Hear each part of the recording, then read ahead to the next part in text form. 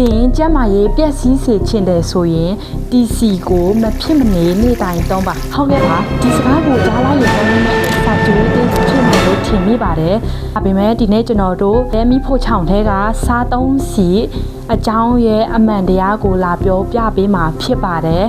လူအများစုဟာဆေးကြီးတဲ့စီတွေကိုအကောင်းဆုံးလို့ထင်ကြပြီးဆေးမကြီးတဲ့စီတွေကိုတော့ quality ညံ့တယ်လို့ထင်ကြပါတယ်ဒါပေမဲ့အလောက်ထိတော့မရိုးရှင်းပါဘူးတို့သုံးနေတဲ့စီအများစုကို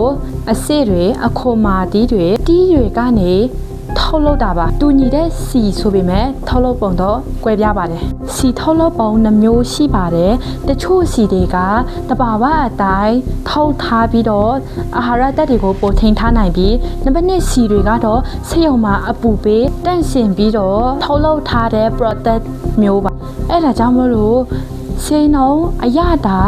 အသုံးပြုပုံလေးကွာခြားသွားတာပဲဖြစ်ပါတယ်ကမ္ဘာတဝန်းကိုကြည့်မယ်ဆိုရင်လေတနိုင်ငံနဲ့တနိုင်ငံစီအသုံးပြုပုံနဲ့စီအသုံးပြုမှုအမျိုးအစားတွေလုံးဝမတူပါဘူး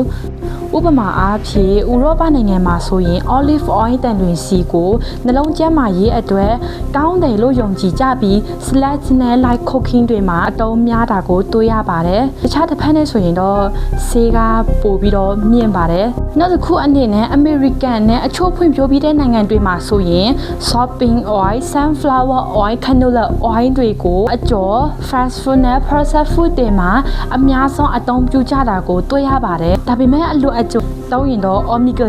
6များနိုင်ပါတယ်ကျွန်တော်တို့နေထိုင်နေတဲ့အာရှနိုင်ငံတွေမှာဆိုရင် palm oil နေပဲစီနေကြစီတွေကိုအများဆုံးအသုံးပြုကြပါတယ် palm oil ဟာဆေးသက်သာပြီးတော့အကျော်အတွက်အဆင်ပြေတာကြောင့်ကမ္ဘာပေါ်မှာအများဆုံးအသုံးပြုတဲ့စီတစ်မျိုးဖြစ်ပါတယ်နေပဲစီဆိုရင်အနက်မွေးပြီးဟင်းချက်တဲ့ချိန်မှာဆိုအရတာကောင်းစေတဲ့အတွက်လူတွေရဲ့ favorite oil ဖြစ်နေပါတယ်ဒါပေမဲ့မတည့်တဲ့သူတွေကတော့သတိထားဖို့လိုအပ်ပါတယ်ကျန်းမာရေးကောင်းဖို့အတွက်ဆိုပြီးတော့နေကြစီကိုလူသုံးများကြပါတယ်နေကြစီဟာအကျော်အတွက်အဆင်ပြေတယ်လူအကျုံသုံးရင်တော့ omega 6များနိုင်ပြီးကျန်းမာရေးအတွက်တော့တိတ်မကောင်းနိုင်ပါဘူးအဲ့ဒါကြောင့်မလို့ဒီစီကအကောင်းဆုံးဟိုစီကအဆိုးဆုံးဆိုပြီးတော့တခါတည်းတတ်မလို့မရပါဘူး